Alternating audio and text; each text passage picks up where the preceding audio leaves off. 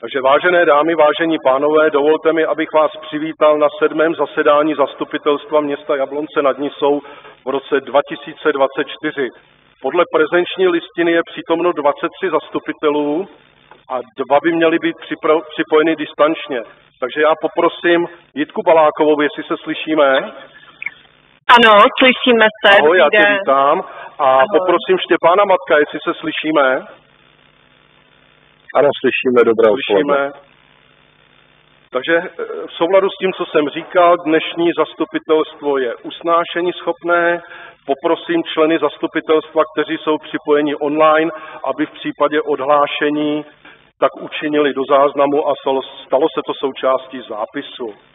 Jinak musím říct, že omluven je Milan Kouřil, Pavel Svoboda, Tomáš Kot a paní Jana Pastuchová hlásila pozdější online připojení. Zápis ze zasedání minulého zastupitelstva, které se konalo 24. října. Standa Říha se hlásí, prosím. Dobré odpoledne, ještě doplním, omlouvám se, pan Kroupa bude mít taky pozdější příchod, ale přijde. Tak dobře, děkuji za doplnění. Zápis ze zasedání zastupitelstva, které se konalo 24. října tohoto roku, byl zveřejněn na webu města v řádném termínu a já se vás zeptám, jestli k tomu někdo máte nějaké připomínky. Pokud tomu tak není, můžeme pokračovat. Oznamuji, že z dnešního jednání zastupitelstva je pro potřeby vyhotovení zápisu pořizován zvukový videozáznam a přímý videopřenos. Záznam bude se zápisem zveřejněn na webových stránkách města. A než se ještě zeptám přítomného pana poslance Petra Beitla, zda chce vystoupit, tak tady zde mezi námi vítám nově zvolenou paní senátorku Mlejnkovou a tímto jí dávám prostor. Červené tlačítko zmáčknout. Vážený pane primátore, vážené zastupitelky, zastupitelé, já nechci nijak zdržovat vaše jednání. Jdu se vám jenom v krátkosti představit, protože mám tu čest zastupovat volební obvod 35 Jablonecko. Chtěla jsem jenom vám nabídnout spolupráci, když předpokládám, že ji považujeme za automatickou. Z těch jenom pragmatických informací, tak bych ráda měla svoji kancelář senátorskou tady u vás v Jablonci, protože přeci jenom senátní obvod zahrnuje 83 měst a obcí. Ve svém regionu v Semilech kancelář doposud mám, takže budu mít kancelář v Jablonci. Považuji to za velmi důležité a strategické, právě proto, že Jablonec je největším městem v senátním obvodu. A jinak doufám, že budu moct podporovat konkrétní věci. Ještě jsem to nestihla panu primátorovi říct, ale teď jsem zrovna uchopila a pokusím se pomoci panu řediteli tady z vaší střední školy řemesel v žádosti na ministerstvo vnitra o akreditaci oboru policie a bezpečnostních sborů, takže snad se mi bude dařit podporovat tyhle konkrétní věci, protože mi velmi dávají smysl zrovna tam, když se už 3krát žádalo o akreditaci a jediným problém je souhlas ministerstva vnitra, tak já se pokusím komunikací s panem ministrem tenhle konkrétní krok učinit, protože jenom třeba v územním odboru Semily chybí 28 policistů, tady u vás je to ještě velmi znatelnější. Takže jenom chci říct, že tohle je princip, na kterém bych velmi ráda fungovala, protože v této chvíli se snažím naplnit všechny svoje předvolební sliby, to znamená, že jsem se stala neuvolněnou starostkou v Semilech, ale přesto samozřejmě mám závazky vůči investicím a akcím v Semilech, ale chtěla bych v tom regionu velmi intenzivně fungovat. Takže jsem poprosila i pana primátora, pokud by byla nějaká akce, kde budete vnímat moji prospěšnost, tak samozřejmě velmi ráda přijdu. To je za mě vše, chtěla jsem vás jenom takto pozdravit, děkuji panu primátorovi za pozvání a chviličku ráda zavnímám atmosféru vašeho jednání. Pro mě je třeba online přítomnost novinkou, tak zkusím něco i okouknout z této praxe, protože v dnešní době se to stává vlastně velmi výhodné, i když fyzická přítomnost je fyzická přítomnost. Takže děkuju a kdybyste měli na mě cokoliv, tak se na mě samozřejmě obracejte. Kontaktní údaje na mě všude jsou dosažitelné, jak e-mail senátní, tak ten městský. Přiznám se, že v tom senátním jenom třeba za poslední měsíc bylo 660 mailů, takže pokud mě potřebujete dohnat intenzivněji, ten městský je rychlejší. A děkuji vám za pozornost. Takže já děkuji paní senátorce, zeptám se, jestli někdo má na ní nějaké dotazy, ať využijeme její přítomnost. Pokud tomu tak není, tak já moc děkuji, těším se na spolupráci a vyzvu ještě Petra Beitla jako poslance, jestli chce vystoupit. Nechci příliš vystupovat, jenom nabízím paní senátorce i svoji složku s kauzou odborná škola a ta akreditace, protože už jsem tam také byl, takže můžeme spojit síly, nebo můžu vás naplnit nějakými argumenty. Já jsem to nedokázal posunout, narazili jsme na hradbu úředníků ministerstva.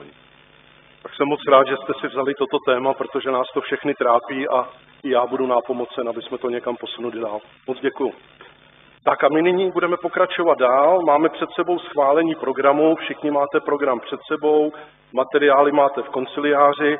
Já jenom budu informovat, že v pátek byl přidán bod na stůl, týká se zahájení implementace strategického řízení a ustanovení strategického výboru. Dneska tam byly doplněny jména, které jsme od vás obdrželi. Potom tady máme ještě jeden bod, který byl na stůl, ten tam byl dán ve středu, je to schválení záměru realizace výběru zhotovitele na stavební zakázky a je to lesní školka na Proseči.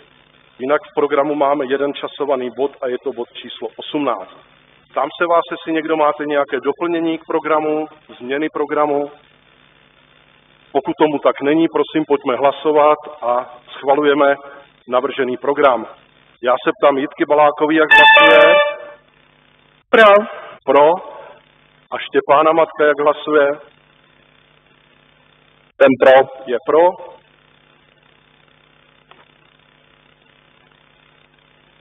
Ještě Petr Beitl nehlasoval, nevím, jestli to je technický problém, nebo jestli jenom zapomněl. A Standa říhá ještě. Tak jenom pojďme si to ověřit, ať máme jistotu, že nám funguje systém. Takže prosím, pojďme zopakovat hlasování. Na online to je jasný, já už se ptát nebudu a pojďme v sále ještě jednou hlasovat, ať máme jistotu, že je vše v pořádku. Už to funguje. Petr Klápště, Martin Bauer, Jarda Šída.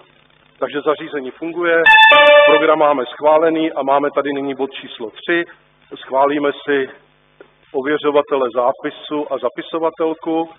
Navrhuji tyto zastupitele jako ověřovatele zápisu Martina Bauera, ptám se, jestli souhlasí. Ano. Souhlasí. A Ivanku Rejmanovou, ptám se, jestli souhlasí. Souhlasí. A paní Jiřinu Hartmanovou navrhuji jako zapisovatelku. Jsou zde nějaké jiné návrhy? Pokud tomu tak není, prosím, pojďme hlasovat bod číslo 3. Ptám se na online, jak hlasuje Jitka Baláková. Pro. Pro. Štěpán Matek. Jsem pro. Pro. A vidím, že návrh byl přijat. Tak a jdeme na první pracovní bod, což je hodnocení plnění rozpočtu města za 3. čtvrtletí letošního roku. Předkladatelem jsem já, máte tam hospodaření města za 3. kvartál a účetní uzávěrku 39. Projednal to finanční výbor, já k tomu žádné doplnění nemám, odkazuji na důvodovou zprávu a otevírám diskuzi. A pokud se nikdo nehlásí do diskuze, prosím, pojďme hlasovat. Hlasujeme bod číslo 4. Bere na vědomí. Ptám se na online paní Jitky Balákové, jak hlasuje. Jitka Baláková. Zdržuji se. Zdržuje se, děkuji. A pan Štěpán Matek. Pro. Návrh byl přijat. Můžeme jít na bod číslo 5, což jsou rozpočtová opatření. Tady vás odkáži na stránku číslo 2 důvodové zprávy, kde vidíte, že po v rámci upraveného rozpočtu jsme měli rezervy všechny dohromady 69 milionů a po těchto rozpočtových změnách budou 54 milionů. Pokud bych měl vyjmout největší položky, tak je to položka, která jde do kanceláře tajemníka na rekonstrukci hlavně rozvodny a výměny přívodních kabelů. V rámci odboru investic je to neutrální a pak ještě velká položka nebo větší položka, tam je nákup motorového vozidla pro kulturu PO a příspěvek na náklady spojené se stěhováním a vyklizením budovy 5. května. Ty ostatní rozpočtové změny jsou za mě drobné. Takže otevírám diskuzi. Pokud se nikdo nehlásí, prosím, pojďme hlasovat. Hlasujeme bod číslo 5 a hlasujeme původní návrh usnesení. Jak hlasuje Jitka Baláková? Zdržuji se. Zdržuje se. Štěpán Matek? Jsem Pro. Návrh byl přijat. Bod číslo 6 byl zařazen do programu, ale byl to omyl, bod číslo 6 nemáme. Budeme teďka projednávat bod číslo 7, schválení a přijetí daru rodinné hrobky číslo popisné 55 umístěné na pozemkové parcele 371/5. Tento materiál již schválila rada, ale vzhledem k tomu, že se jedná o nemovitost, tak je třeba ještě, aby to schválilo zastupitelstvo. Celou tu genezi, proč ten materiál tady je, máte v důvodové zprávě. Jsem připraven zodpovídat vaše dotazy. Takže prosím, jestli jsou dotazy k bodu číslo 7. A pokud žádné nejsou, prosím, pojďme hlasovat. Bod číslo 7, původní usnesení za A schvaluje a za B ukládá. Tam se Jitky Balákové, jak hlasuje. Pro. Pro. Štěpán Matek. Pro. Také pro. A vidím, že návrh byl přijat. Další bod, bod číslo 8. Změna ve složení výboru pro územní plánování a rozvoj. Máme tady za A rezignaci paní Jitky Skalické a za B volíme paní Veroniku Halamovou a předsedou výboru volíme pana Petra Klápštěho. Otevírám k tomuto bodu diskuzi. A pokud se nikdo nehlásí, prosím, pojďme opět hlasovat. Za A bere na vědomí, za B volí a za C také volí. Tam se Jitky Balákové, jak hlasuje. Zdržuji se. Zdržuje se. A Štěpán Matek. Jsem pro. Je pro. Návrh byl přijat. Jdeme na bod číslo 9. Ocenění města pravidla. Na základě doporučení komise, která se schází při udělování cen pro meritis, jsme dospěli k názoru, že by pro budoucnost bylo dobré pravidla přebudovat a do systému implementovat ještě další ceny. Takže je tady předložen materiál, který jednotlivá pravidla popisuje. Já jenom zde připomenu, že chceme zrušit cenu pro meritis, nahradit ji novými pravidly a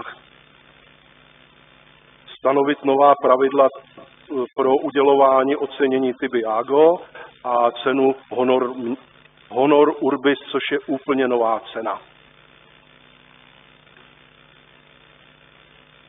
Ty momenty, kdy budou jednotlivé ceny udělovány a kdo o tom bude rozhodovat, ty detaily tady nechci rozvádět, všechny jsou uvedeny v důvodové zprávě.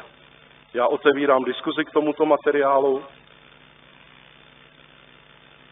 A pokud se nikdo nehlásí, prosím, pojďme hlasovat. Opět hlasujeme původní návrh usnesení, za A ruší a za B schvaluje. Tam se paní Jitky Balákové, jak hlasuje. Pro. Je pro.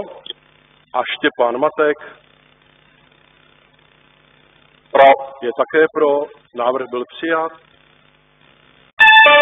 Dalším bodem jednání je bod číslo 10. Je to žádost o dar na zrealizovanou stoku z Plaškové kanalizace v ulici Prosecká. A já se ptám předkladatele, jestli chce materiál komentovat. Nemám doplnění, myslím, že důvodová zpráva vysvětluje důvody. Takže prosím, otevírám diskuzi. A pokud se nikdo nehlásí, prosím, pojďme hlasovat. Bod číslo 10 a hlasujeme původní návrh usnesení. Ptám se Jitky Balákové, jak hlasuje. Pro. A Štěpána Matka, jak hlasuje. Jsem pro. Je pro. Vidím, že návrh byl přijat. A můžeme jít na bod číslo 11, což je schválení záměru realizace výběru zhotovitele na stavební zakázky a týká se to zakázky modernizace ZŠ Pasířská kuchyně, lesní školka na Proseči a MŠ u Přehrady příprava území a SUPŠ výměna oken druhá etapa. Materiál byl na stůl, jestli si pamatuji, tak poprosím předkladatele, jestli bude nějak stručně komentovat. Možná bych se jen omluvil, že jsme to nestihli připravit v řádném čase, nicméně to bod, který pravidelně na podzim se tu objevuje. Vždycky jsou akce, které potřebujeme soutěžit dřív, než je schválený rozpočet. Zde jsou vyjmenované důvody, jsou tam taky popsané, takže případně to nechám na diskuzi. Takže děkuji a tímto otevírám diskuzi k bodu číslo 11. Pokud se nikdo nehlásí, prosím, pojďme hlasovat. Za A schvaluje a za B ukládá. Jak hlasuje Jitka Baláková? Pro. Pro. A Štěpán Matek? Pro. Pro. Návrh byl přijat. Jdeme na bod číslo 12, což je poskytnutí návratné finanční výpomoci šablony pro mateřské školy. Poprosím předkladatelku o komentář, pokud... Dobré odpoledne, k tomuto materiálu nemám žádné doplnění, vše je uvedeno v důvodové zprávě. Takže otevírám diskuzi k bodu číslo 12. A pokud se nikdo nehlásí, hlasujeme... Prosím. A připojila se nám paní Pastuchová, děkuji, já tě tady vítám na jednání zastupitelstva. Projednáváme bod číslo 12. Děkuji, zdravím všechny. Takže prosím, pojďme hlasovat a hlasujeme bod číslo 12. Původní návrh usnesení. Ptám se, jak hlasuje Jitka Baláková. Pro. Pro. Štěpán Matek. Štěpán Matek. Pro. A Jana Pastuchová. Pro. Děkuji. Návrh byl přijat. Tak dalším bodem je bod číslo 13, úprava účelové dotace pro Městské divadlo na rok 2024. Nevím, jestli je třeba komentovat materiál, vše je tam jasně popsané. Vše je uvedeno v důvodové zprávě, jenom uvedu, že to je vlastně druhá a třetí etapa. První jsme schvalovali 26. září ve výši 170 000 a tady navíc oproti změně z toho analogového na digitální systém divadle také pořízení bílého horizontu na jeviště. Takže vše je jasné a já otevírám diskuzi k tomuto bodu.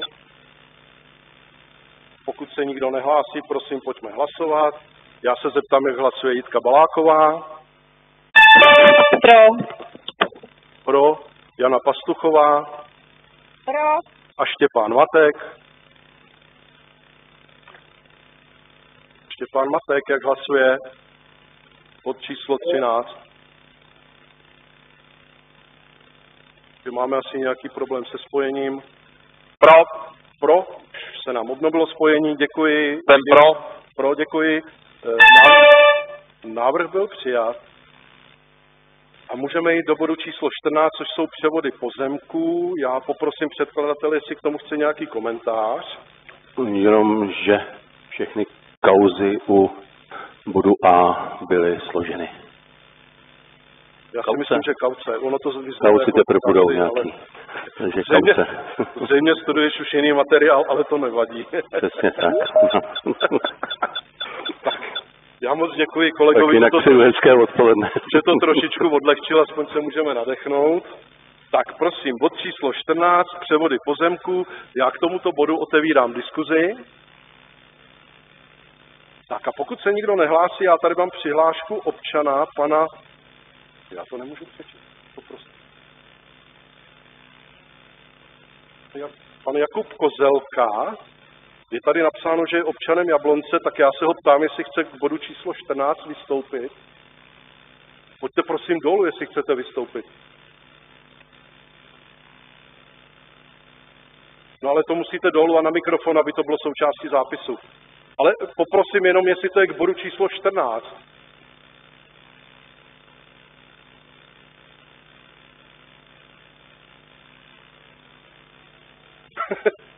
Tak nám to pojďte říct do zápisu, ať nás taky někdo pochválí. My na vás počkáme, pojďte v klidu, prosím.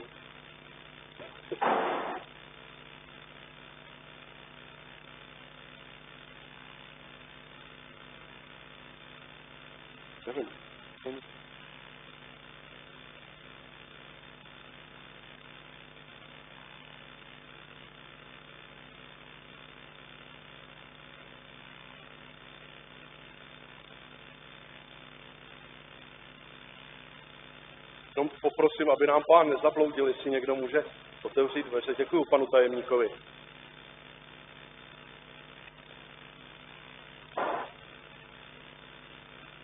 Takže já vás poprosím, pojďte sem k mikrofonu dopředu.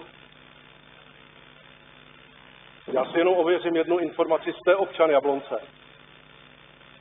Máte tady trvalé bydliště. Dobře. Tak, dobrý den. Víte co, já jsem soused vlastně toho pozemku, který šel do návrhu pro pana... Jenom prosím, já vás přeruším. O kterým podbodu se bavíme? To Bčko, výborně, a Bček tam máme několik ještě.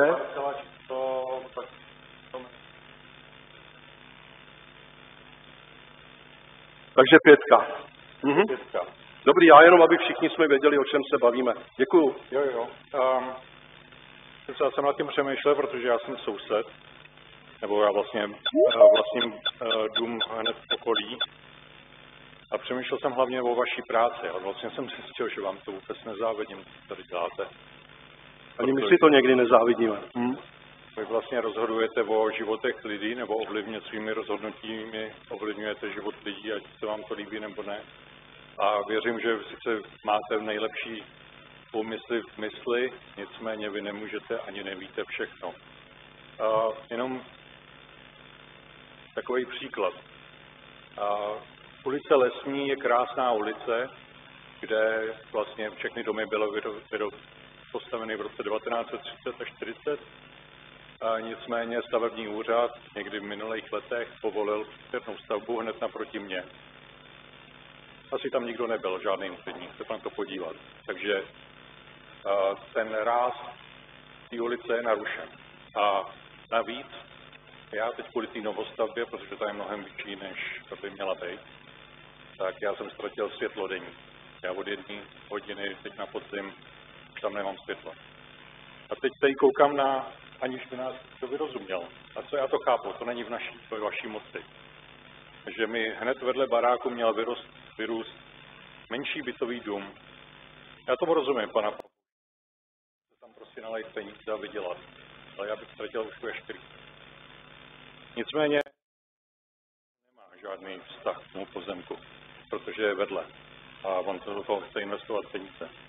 Já jo.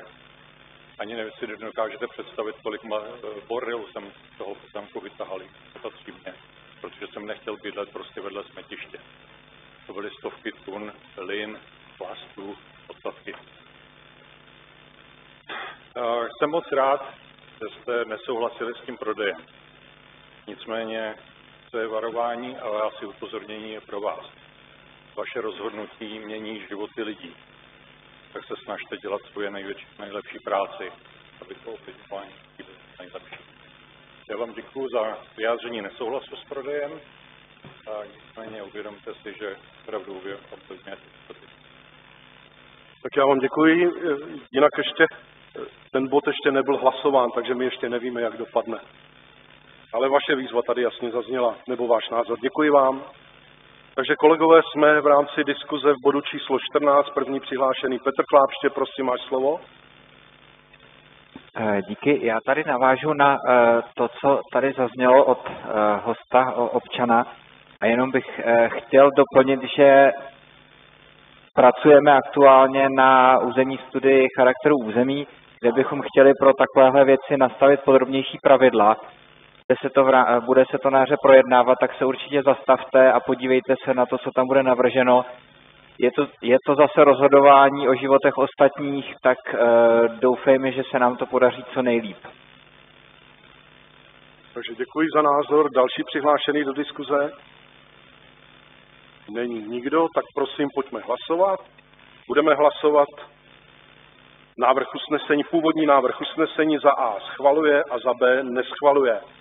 Takže prosím, jdeme na to, jak hlasuje paní Jitka Baláková. Jitka Baláková? Já se omlouvám, já jsem neslyšel. Pro? Děkuji, pro. Jana Pastuchová? Pro?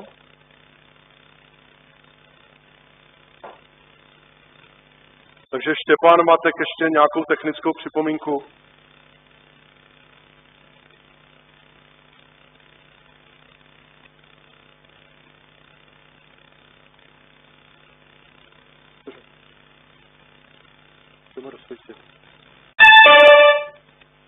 Takže bylo doplněno hlasování Štěpána Matka, je to tak, hlasoval pro a já vidím, že návrh byl přijat. Tak, pan tajemník nám rozsvítil, nevím, jestli to byla dobrá volba, ale uvidíme. Tak nám to hezky šlo, takže teď, když se to nepovede, je to na tajemníkovi. Tak, bod číslo 15, výkup nemovitosti. Ptám se předkladatele, jestli chce bod komentovat. Nemám doplnění. Nemá doplnění, já otevírám diskuzi k bodu 15. A pokud nikdo nic nemá, prosím, pojďme hlasovat. Hlasujeme návrh usnesení, který z ní schvaluje. Tam se Jitky Balákové hlasuje. Pro. Jana Pastuchová. Pro. Návrh byl přijat. Dalším bodem je bod číslo 16. Byty Jablonec SRO, dodatek ke smlouvě o spolupráci, obytný dům Park Podlesí. Poprosím předkladatele, jestli chce materiál komentovat, nebo jestli jsou tady věci, které by měly zaznít nad rámec důvodové zprávy. Myslím, že neřeknu nic nad rámec důvodové zprávy a přesto drobný komentář přidám, protože původní smlouva hlasovaná tady v zastupitelstvu byla dlouze připravovaná, dlouze vyjednávaná s developery. Chtěl bych jenom tady zdůraznit, že se na pravidlech toho, co se v tom území má odehrát a z čích peněz nemění nic zásadního a ten dodatek v podstatě reaguje na některé, řekněme, legislativní a procesní aspekty, které vedly k úpravám harmonogramu a s tím spojeném přehození některých etap, tak jak je předjímala původní smlouva. Na tom věcném plnění a případných sankcích se nic nemění. Takže děkuji za tento komentář a otevírám diskuzi k bodu číslo 16. Pokud se nikdo nehlásí, prosím, pojďme hlasovat. Hlasujeme bod číslo 16, původní usnesení, které z ní schvaluje. Tam se Jitky Balákové, jak hlasuje. Pro. Jana Pastuchová. Jana Pastuchová. Pro. Děkuji. A vidím, že návrh byl přijat. Dalším bodem je bod číslo 17, změna ve složení osadních výborů. Za A rezignuje paní Jitka Skalická, za B volíme pana Jiřího Nováka a za C stanovujeme počet členů osadního výboru Šumava a Jablonecké paseky. Takže prosím, paní předkladatelku, jestli k tomu něco má. Nemá, takže otevírám diskuzi k bodu číslo 17. Pokud se nikdo nehlásí, prosím, pojďme hlasovat. Za A bere na vědomí, za B volí, za C stanovuje. Jak hlasuje Jitka Baláková? Pro. Jana Pastuchová? Pro, obě byly pro. A já vidím, že návrh byl přijat. Bod číslo 18 je časovaný na 2. hodinu, tak já ho na chviličku odložím. Tak, jdeme na bod číslo 19. Podnět na pořízení změny územního plánu Jablonec nad Nisou. Bod číslo 19. Já se ptám předkladatele, jestli má nějaký komentář k tomuto bodu. Je to jenom zpřesnění podnětu, který už jsme tu měli. Pokračují práce na vyjasnění v té lokalitě, takže přesňujeme náš závěr. Ano, děkuji. Otevírám diskuzi k bodu číslo 19. A pokud se nikdo nehlasí, prosím, pojďme hlasovat. Původní usnesení, který z ní schvaluje. Ptám se Jitky Balákové, jak hlasuje. Pro. A paní Jana Pastuchová? Pro.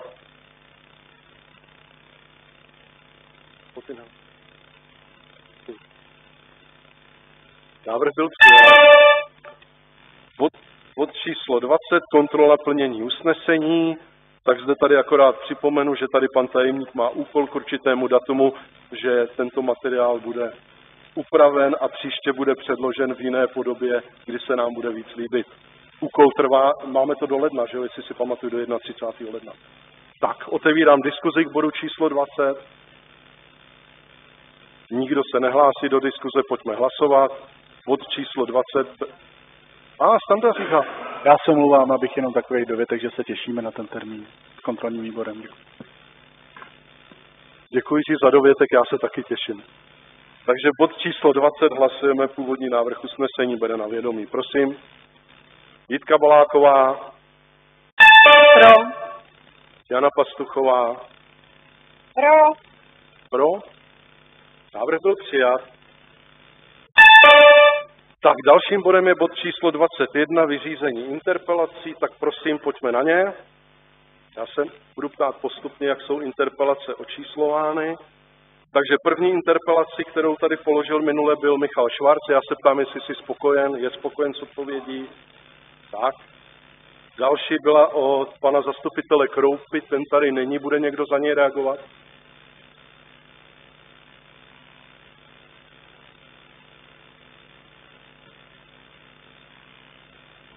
Já přeruším jednání tady toho bodu a pojďme na další bod. Ne, já ty interpelace nechám být, vím, že Michal Švarc byl spokojený, potom budeme pokračovat. Vy mi to neděláte jednoduchý teda. Pojďme na zprávu o činnosti, bod číslo 22. Takže prosím, dotazy na vedení města.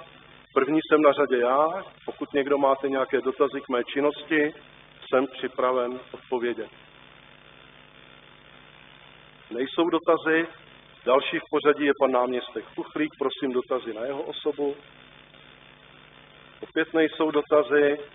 Paní náměstkyně Opočenská, máte na ní nějaké dotazy? Nejsou dotazy.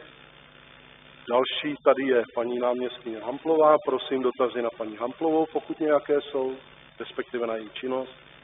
Nejsou. A dotazy na Petra Roubíčka? Také nejsou. Skoro mrzí, jsem se měl na něco zeptat. Takže tuto zprávu bereme na vědomí, tak prosím, pojďme připravit hlasovací zařízení. Ptám se Jitky Balákové, jak hlasuje. Tenhle bod byl teda rychlej. Pro. A Jana Pastuchová? Pro. Také pro. Takže návrh byl přijat. A na 14. hodinu je časován bod číslo 18, tak já bych teďka dal skutečně těch 15 minut přestávky, jak tady navrhoval pan kolega, a budeme pokračovat. Jo? Takže sejdeme se prosím v 55. Takže prosím, budeme pokračovat bodem číslo 21, což je vyřízení interpelací. A jsme u druhé interpelace, která byla položena panem zastupitelem Kroupou. Já se ptám, jestli je spokojen s odpovědí.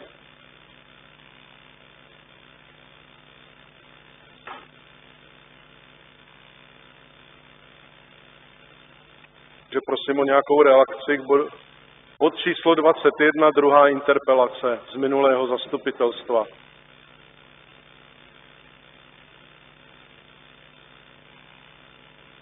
To bylo na tebe? Já jsem... Dobrý den všem. Jsem přijel pozdě, to je moje chyba, omlouvám se. Já k těm interpelacím mám poměrně dlouhou řadu připomínek, ale s ohledem na to, že se v poslední době dělo spoustu věcí a já se ještě dávám dohromady informace, tak já se zdržím připomínek jakýmkoliv interpelacím a budu připomínkovat až později. Děkuji. Dobře, děkuji. To stejný pravděpodobně platí u té třetí interpelace i u té čtvrté. Rozumím tomu dobře. Pátá interpelace byla z jiného ranku, to byla interpelace Davida Mánka. Davide, jsi spokojen s odpovědí? Já poděkuju, ale na druhou stranu bych si potom dával pozor na to, co je městem prezentováno, protože jestli mám dobré informace, já se přiznám, že jsem to nečetl sám, ale došlo to ke mně, tak tady čtu v interpelaci, nebo v odpovědi na mou interpelaci, že by to mělo takzvaně v září být hotové, ale v Jablonském měsíčníku vyšel termín někdy říjen, jo, a v tu chvíli jsme samozřejmě zvláštně posunutí někam jinam a to vyvolalo trošku paniku v těch učitelích a podobně. Nevím, řekli mi informaci, že se to tam přečetli, jo, což jakoby je velmi zvláštní pro mě. Já jsem to tam nevyhledával a nehledal v měsíčníku, takže jako říkám na rovinu, jenom, že mám tuhle informaci, třeba je mylná, třeba tam nic takového nebylo nakonec a někdo se přehlídl a šlo o něco jiného, ale jenom bych si dával pozor. Samozřejmě teď v tuhle chvíli já budu věřit a je možné, že se k tomu vrátíme za 3 měsíce, 4 měsíce znova a budeme si to aktualizovat a říkat si prostě, jestli je to stihnutelné a podobně, protože je tam spoustu věcí, které se prostě musí v nějakém termínu stihnout vyhlásit, abychom byli v tom září hotoví a myslím si, že Jakub sám ví, že teď nebylo úplně, nechci říkat jednoduché, ale nebylo jednoduché jednání s ohledem na ten nábytek zase a podobně a to jsou všechno rizika, která tam prostě jednoduše tu stavbu můžou protáhnout a úplně nechávají klid v těch zaměstnancích té školy. Já tomu rozumím.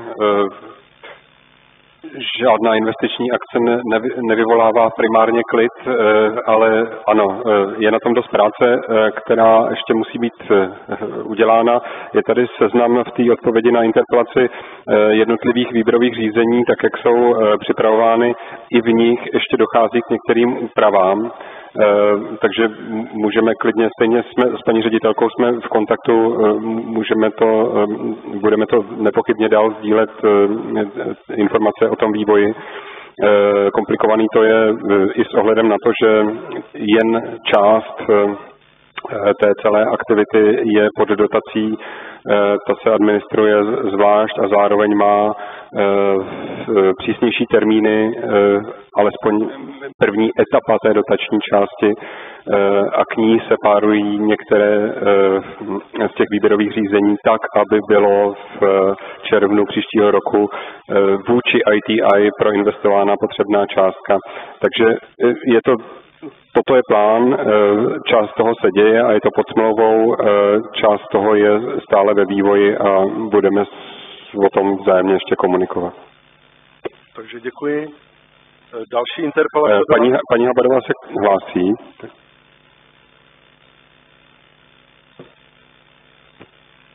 Hezké odpoledne. Já bych chtěla jenom doplnit to ukončení, nebo ten zmíněný říjnový termín, to se jedná o dotační projekt, to znamená, v tom posledním měsíci je většinou instalace pamětní desky, nejedná se o fyzickou realizaci. Takže děkujeme za doplnění. Já jenom tam bych byl právě opatrný, protože ty lidi to nedočtou, že? Samozřejmě, takže tam vidějí říjen a v tu chvíli se vyděsí, protože školní rok je jenom jeden a neumím si představit, že by se stěhovali během školního roku. Já to vnímám stejně. Davide, máš tam ještě 6. interpelaci, jestli k tomu něco máš? Ano, to je na paní Hamplovou. Tak jenom bych poprosil, a to asi bude muset zase upřesnit Kultura PO, tak já si z těch uvedených částek neumím představit některé z nich, především režie festivalu, co si představit pod touto položkou 90 000 korun a samozřejmě zároveň je pro mě velmi zajímavé a zvláštní, že jsou tam práce, které podle mého dneska Kultura PO jako taková má ve své náplni práce a měla by je naplňovat sama. A ve své podstatě následně plní někdo jiný, nefinančně a podobně, což jakoby mně přijde zvláštní. Vys grafické práce, máme tam prostě nějaké rádové PR oddělení, které se tímhle věnuje, výroba a tisk a podobně. A to všechno Kultura PO by zvládla sama a my to v uvozovkách teďko sice finančním neplněním, ale ve své podstatě prokazuje někdo něco, že pro tu kulturu udělal. Pak tomu nerozumím, proč tam jsou takové položky, které by sama kultura měla dělat. Davide, můžeme to překlopit do příštích interpelací? Určitě, já si myslím, že bude lepší, když prostě to někdo se na to podívá detailněji a ty položky jednotlivé rozpracuje a ve své podstatě mi dokáže vysvětlit, nebo nám dokáže vysvětlit, proč tam jsou tyhle služby prostě takzvaně, nebudu říkat přefakturovávány, ale náhradně plněny, když by je měla kultura zajistit sama. Dobře. Tak jdeme na další interpelaci. Umíte někdo za Milana Kouřila odpovědět z vás z klubu ANA, jestli je spokojen s odpovědí? Stando, nevíš. Nevím, nemám obmělená zpětnou vazbu. A 8. interpelace byla interpelace Jitky Balákové. Jitko, ptám se, jestli jsi vydržela online a jestli jsi spokojená. No jasně. Vydržela a děkuju za odpověď. Děkuje, ano. A Milan Kroupa tam má ještě jednu 9. interpelaci. Je. Milan Kroupa není? Jo. Ne. 10. další interpelace Milana Kroupy, takže to je stejný. A David, 11. ještě? Já děkuju, to je ve své podstatě souhrn, který jsem si po paní náměstkyni vyžádal, takže já jsem spokojený. Pan hejtmánek, 12. Stačí, děkuji. 13. pan hejtmánek. Také stačí. A 14. pan Kroupa. 15. pan Kroupa. Není. A to byla poslední, jestli se nepletu, interpelace. Jo, byla poslední. Takže prosím, pojďme spustit hlasovací zařízení, protože interpelace bereme na vědomí. Bod číslo 21 bereme na vědomí. Ptám se Jany Pastuchový, jak hlasuje. Pro. Jitka Baláková. Pro. Návrh byl přijat.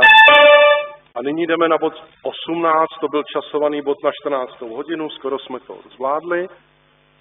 Zahájení implementace strategického řízení a ustanovení strategického výboru. Já hnedka dám slovo předkladatelce, jenom prosím, máte v materiálech doplněný bod číslo D, tak jak přišly nominace z jednotlivých politických klubů. Máte to tam už doplněno, ty jména. A jinak předkladatelka má slovo. Dobré odpoledne, děkuji za slovo. V důvodové zprávě je v podstatě všechno vysvětleno podle mého srozumitelně. Asi bych teda jenom řekla, že strategický plán, který byl schválen, tak zároveň obsahoval informaci, že není nastavená taková řídící struktura na úřadě, aby bylo možné vyhodnocovat, jak je strategický plán plněn, což je tedy předmětem tohoto bodu. A je to takový zahajovací bod nastavování strategického řízení, protože v té důvodové zprávě je zároveň jaksi výčet aktivit, které buď jsou hotové, probíhají, nebo budou zahájeny po schválení dnešním zastupitelstvem. Jsem k dispozici pro další dotazy. Tak prosím, otevírám diskuzi k bodu číslo 18. První přihlášený pan hejtmánek, máš slovo. Děkuji za slovo. Já bych se jenom chtěl zeptat, jestli je zapotřebí vůbec takovýto výbor zřizovat. Pokud se nemýlím, bylo kvůli tomuhle zřízeno nové oddělení, přijmutí noví zaměstnanci. Tak proč se bude jejich práce v podstatě sekundovat? Strategický plán města je klíčový strategický dokument, podle kterého je město dlouhodobě plánováno. Náš strategický plán neodpovídá realitě, protože přesahuje finanční i personální možnosti města. A proto je důležité, jak si to strategické řízení mít. Ve městech naší velikosti se strategická řízení nastavují, protože se ukazuje, že je praktické, pragmatické a moudré, jak si plánovat dopředu podle finančních možností a lidských kapacit, které na úřadě jsou, což je jaksi předmětem, nebo my bychom měli takto uvažovat protože jsme hospodáři s financemi a měli bychom s nimi dobře nakládat. Takže já si myslím, že to je rozhodně dobrý krok. Já jenom zdovolím svůj pohled na to, je to poradní orgán zastupitelstva, ten výbor, to znamená, já si myslím, že bude určitě lepší, když si ty materiály projednáme ve výboru předem, než abychom tady potom seděli o kolik hodin díl. Je to můj takový praktický pohled tady na to.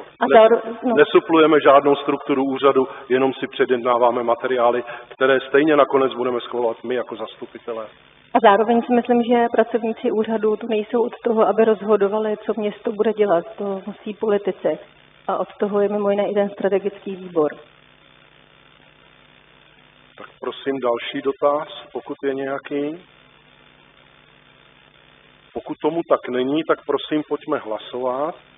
Já jenom tady přečtu, že za A bere na vědomí, to zůstalo stejné, za B schvaluje, za C zřizuje, zůstalo stejné a za D volí a zde byly doplněny jména. Takže za A volí předsedu Miloše Veleho a potom členy. A teď budu číst jenom příjmení s dovolením. Janouška, Říhu, Prachaře, Švarce, Hamplovou, Vartákovou, Klápštěho, Matkaru, Bíčka, Chuchlíka a Šídu a Lenku Opočenskou s hlasem poradním.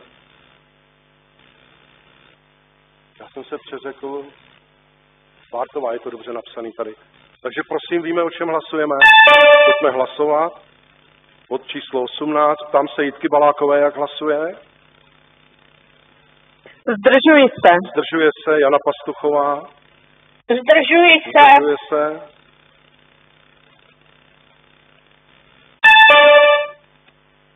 Návrh byl přijat, jestli dobře vidím. Ano, je to tak.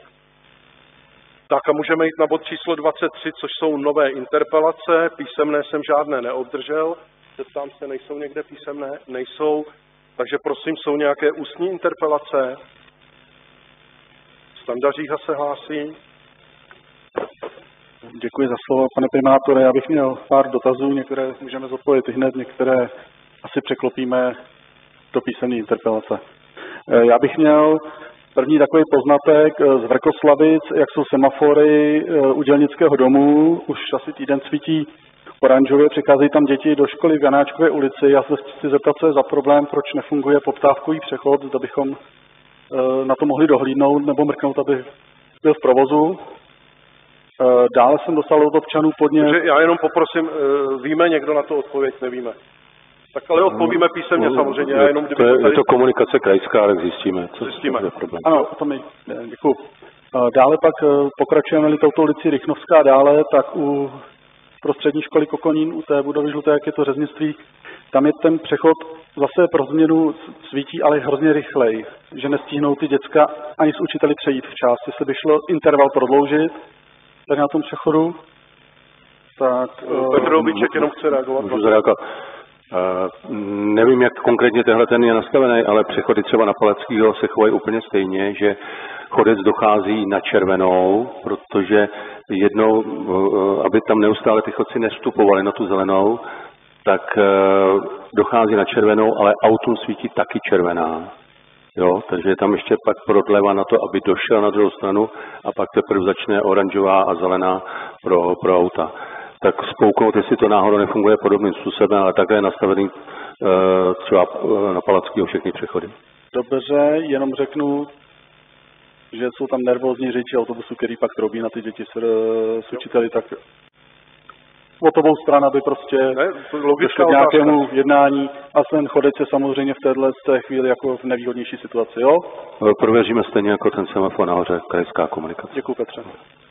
Všechno, nebo ještě máš? Ještě můžu pokračovat? No. Já bych asi teď už jako písemně bych měl dotaz na online služby města Jablonce, to znamená marketingové, jak je ta společnost, teď se omlouvám. To bude asi Inago, jestli se... Inago, jestli bychom mohli dostat v rámci interpelací měsíční výkazy, co dělají a současně, co dělá paní Martina Rudolfová, jejich výkazy o oblasti prezentace města na webu. Jasná otázka. Tak a pak bych měl podnět od občanů, myslivců, spíš jenom takové zamyšlení. Teď kolují médii informace ohledně odstřelu divokých prasat. Já mám informaci od spolku mysliveckého, že nejsou jako úplně spokojení s tím, že vlastně jejich práce byla dehonestována, a to přímo při tiskové konferenci i samotným ministrem zemědělství. Na jednu stranu já jako rozumím, že se povolala policie. Od spolku mám informaci, že někde od dubna zastřelili přes 70 kusů černé zvěře a že i dle termovizí a to průzkumu tady zbývalo ne stovky, ale desítky kusů, konkrétně asi třeba 25 napočítali.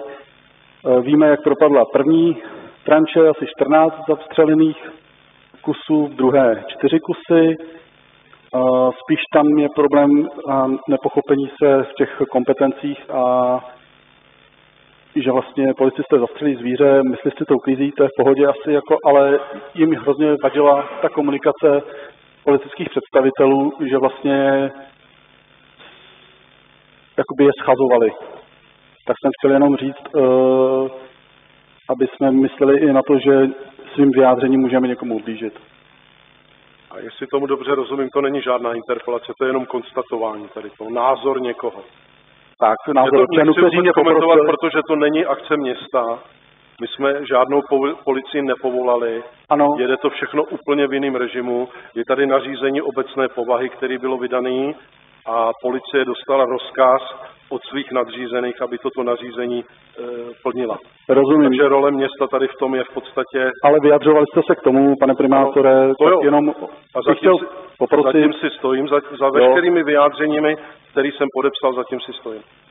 Já jenom chci říct, že tady prostě ty chlapy zastřelili 70 kusů a vlastně kdyby se jim dal prostor, tak do té doby zastřelili ten zbytek, ale že tady ten mor ani nebyl prokázán, ten je samozřejmě na Frýdlansku, ten není tady v naší lokalitě.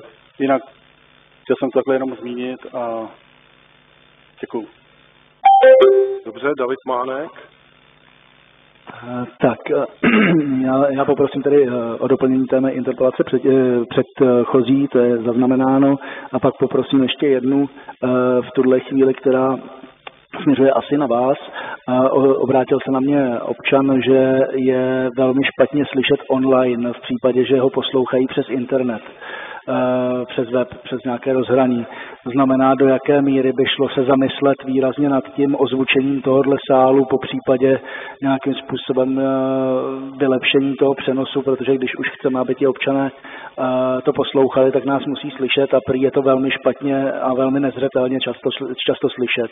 Neříkám, že všichni mluvíme vždycky ideálně, ale z druhé strany, když to bude ozvučené, tak vzájemně se slyšíme a stejně tak by to měl slyšet i člověk venku. Takže jenom bych poprosil, jestli byste prověřili a další zastupitelstvo jsme dostali odpověď. Ano, vylepšili jsme, nastavili jsme, udělali jsme. Já myslím, že na to můžeme odpovědět. My jsme minule dostali ty stížnosti a kolegové mi říkali, že to bylo odstraněné, že by dneska neměl být problém. Tak uvidíme, jaký budou ohlasy na ten dnešní přenos. Jasně, tak jenom nějakou zpětnou vazbu, když si řekneme příště. A ta druhá interpelace, kde určitě budete muset odpovědět písemně, tak je asi na paní Hamplovou. Je to pokračování interpelace z 26., kde jsme se ptali jako zastupitelský klub ANO na dotace poskytnuté po případě nějaké další dary a podobně společnosti Sandisk po případě jeho spřízněným společnostem. A my jsme dostali odpověď, která ve své podstatě úplně nezvýrazňuje jako na první dobrou pravdu, i když není nepravdou. To znamená, by bylo potřeba tu odpověď doplnit, vzít si tu interpelaci z toho 26. Je to 16 má číslo a doplnit jí o to rozfázování, které ty dary, případně dotace byly opravdu poskytnuty společnosti Sandisk SRO a které byly poskytnuty případně nějakému zapsanému spolku, který je tam zřízen. Město to jistě má, a aby v tom nedošlo ke zmatku, protože když to zkontrolujete s registrem smluv, tak to prostě pak nesedí, když budu říkat, že to dostal jenom Sandisk a já bych ho nerad poškozoval v tuhle chvíli. To znamená, podle mého tam mnoho těch darů, případně dotací dostával zapsaný spolek, je to v registru uvedeno správně, akorát je spřízněn se Sandiskem nějakým způsobem, ať personálně nebo jinak. Takže platí to, co zaznělo na začátku, písemně se na to odpoví. Ano, a jenom tedy rozrůznit ty jednotlivé peněžité dary a dotace mezi Sandisk a případně nějaký zapsaný spolek, který byl žadatelem. Já myslím, že to je úplně jasný. Děkuji. A mám tady jednu informaci, tajemník teďka ověřoval a je nás prý dobře slyšet. Takže ta závada by měla být odstraněna. Děkuji. Pokud náhodou budete mít nějaké jiné ohlasy, tak mi to prosím dejte vědět a uděláme ještě nějaký další technické opatření. Výborně, děkuji. Uvidím, co mi zavolají. Poprosím pana hejtmánka. Děkuji. Já bych měl jenom doplnění k tomu přechodu na Rychnovské ulici u té prostřední školy. Jenom pro info je potřeba tam počítat s tím, že tam přechází dolní škola na oběd, tak jenom aby se počítal s delším intervalem, protože ty prvňáčci, druháčci se tam sourají. Když je pravda, tak jenom... Takhle jsem to formoval, už to řeší. Perfektní, díky. Tak a ještě Standa Říha má dotaz, prosím. Nebo interpelaci, teda ať jsem přesný. Tak, mám za Jitku Balákovou, které se nedaří připojit. Ptá se, že v Kokoníně byly kontejnery na tříděný odpad, byly využívané a jsou zřejmě pryč, ulice Dalešická. Takže prověříme, odpovíme. Děkuju. Tak prosím, jsou ještě nějaké další? Můžu, mě dnes vedou trusička. Tak já jenom jsem se chtěla zeptat, oni tam ty kontejnery ubyly.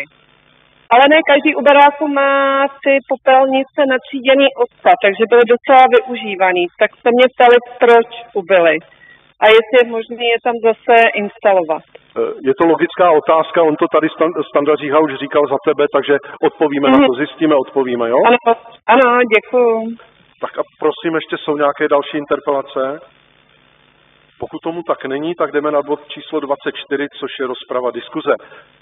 Já tady mám jenom 2 informace pro vás jako pro zastupitele. Je hotový rozpočet města, pokud o něj někdo máte zájem v elektronické podobě, tak se obraťte na ekonomický odbor, není problém, aby vám byl dopředu zaslán. 25.11. ve 14 hodin je jednání finančního výboru, kde bude projednáván tento rozpočet a schvalován bude 12.12. na jednání zastupitelstva. A pokud jsem tady zmínil datum 12.12., tak vás i zároveň zvu tento den v podvečer na jakousi zastupitelskou vánoční besídku, tak jak bývá v posledních letech tradicí. Takže za mě všechno a prosím, jsme v diskuzi a první přihlášený pan Pauch.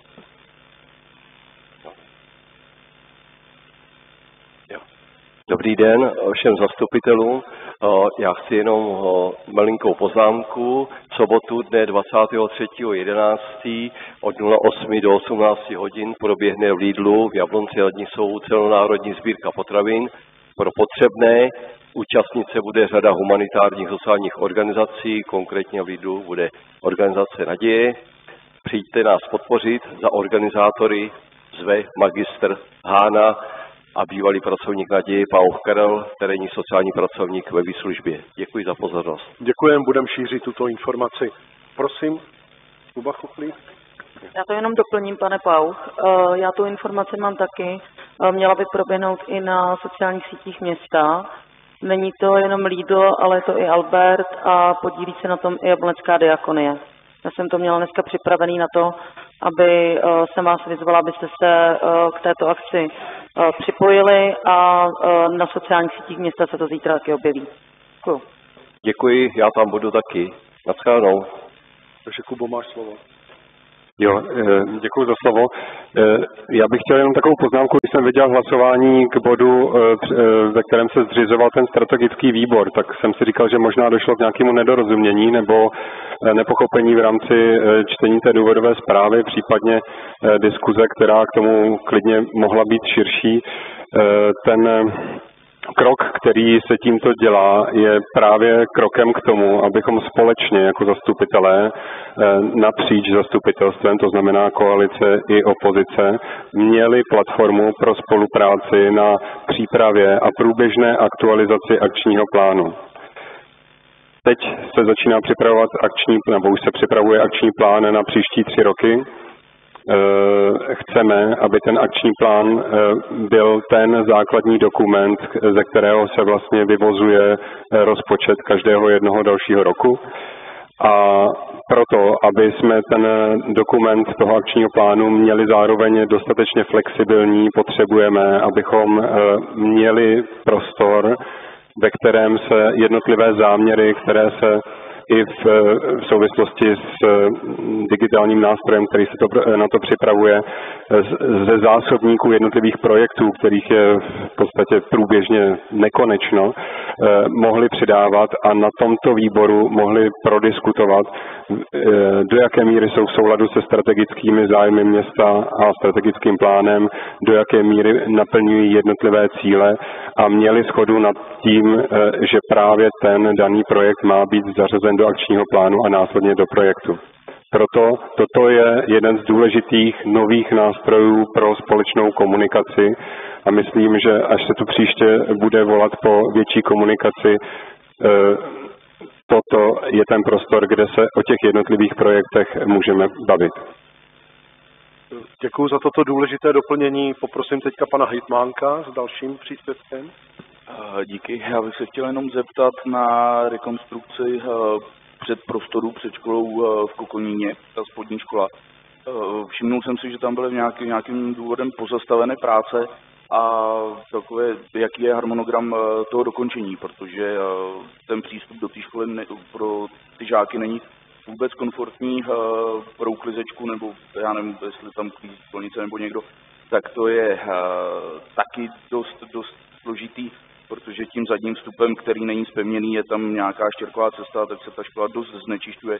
Tak by mě jenom zajímalo, kdy bude celé dílo dokončeno a jestli bylo vhodné to začínat takhle před zimou, když teď do toho napadl sníh, jestli to nešlo udělat někde třeba v letních měsících, kdy tam nikdo nechodí do školy. Dřív to bohužel udělat nešlo, protože jsme čekali na stavební povolení nebo na dokončení všech částí projektu. Ono to nepodléhá přímo stavebnímu povolení, ale kompletaci jednotlivých částí, protože se skládá z více dílčích malých projektů. Chceme i v souvislosti s tím, že je to spojené s vysazením stromů, tak bylo vhodné zahájit to teď, abychom stromy osadili ještě právě na podzim a na jaře by se měly vlastně dovysazovat jenom trvalkové záhony, mělo by být hotovo.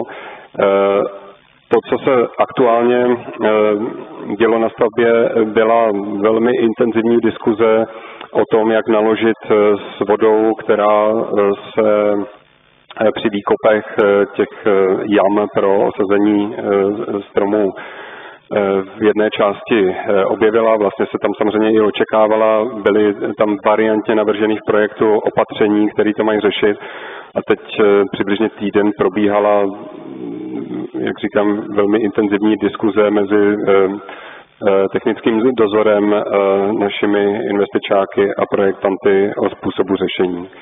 Věřím, že ho máme a že teď už poběží stavba podle harmonogramu. Děkuji za odpověď. Jenom to, že se tam vyvaluje spodní voda, to se tam vyvaluje. Možná, kdyby město vyslyšelo prosby osadních výborů, tak by se tento problém vyřešil, protože nad školou jsou kaštany, kde byla vždycky studánka, nebo bylo tam pítko, byla tam dobrá kojenecká voda, bylo to prokázané. Proč se tohle neobnoví tím pádem ta spodní voda, která se tam někde jako tere do školy, tak vlastně by dostala prostor a mohla by své volně vytýkat třeba v tom místě nad tou školou a ty lidi by tam dál mohli jezdit třeba pro vodu. Díky za podnět.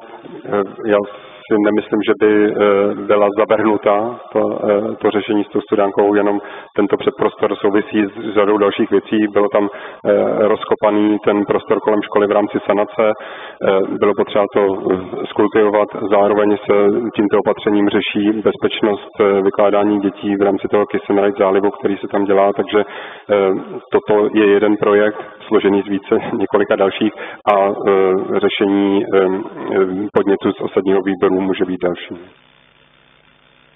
Dobře, já jsem tím možná otevřel jako další téma, že osadní výbory celkově nejsou jakoby vyslyšení, protože tento požadavek od osadního výboru je tam už několik let, takže jestli by to bylo možno, aby to bylo vyslyšeno, ta studánka by tam mohla být třeba zrealizována, bylo by to super. Děkuji.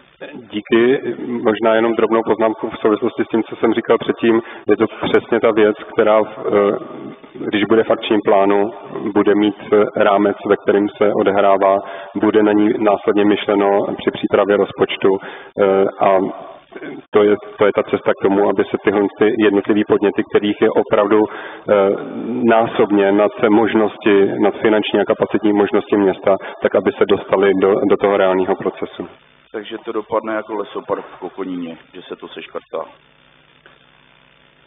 No tak ano, se škrtá, jestli mluvíme teďka o lesoparku, tak tam se dělá redukce ve prospěch toho, aby se aspoň to nejzákladnější v lesoparku stalo.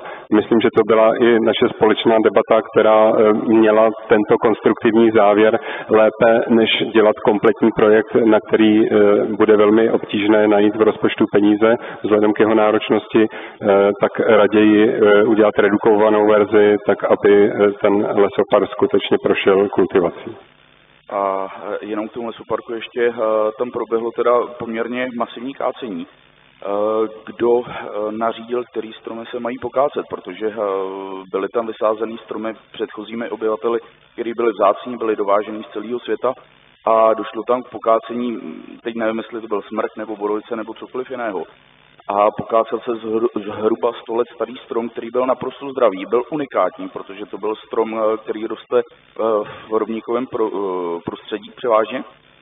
A tím, že byl 100 let starý, tak vlastně nebyl starý, protože ty stromy se dožívají zhruba 500 let, tak kdo nařídil kácení těch všech stromů, to, co tam teda proběhlo a neproběhlo. To kácení se odehrávalo na základě toho projektu, který byl, myslím, i s vámi jako osadním výborem konzultován. A samozřejmě každé kácení podléhá řízení státní správy, která to musí povolit. Můžeme jít na další dotazy. Vidím, že tam je pan Mrklas přihlášený, prosím. Můj dotaz se týká taky Kokonína, konkrétně Kokoníckého hřiště. Chci se zeptat, v jaké fázi se aktuálně nacházíme a v jaké fázi jsou jednání s panem Fukalem. Děkuju. Chceme někdo povědět? Můžu podat dílčí informaci. Proběhlo jednání s majitelem, s panem Fukalem, s tím, že jsme si hledali cestu, jak najít zdroj financování, který ten jeho spolek nebo ta jeho společnost by mohla využít. To se nepodařilo, takže teď hledáme cestu, jak k tomu pozemku přijít ze strany města a který má ty možnosti, jak na to někde čerpat, najít prostředky daleko větší.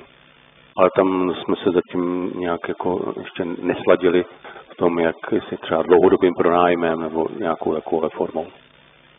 Takže jestli stačí tato odpověď? Asi stačí, děkuju. Tak já poprosím, jestli jsou ještě nějaké dotazy v rámci diskuze, rozpravy. Pokud tomu tak není, tak já končím jednání zastupitelstva.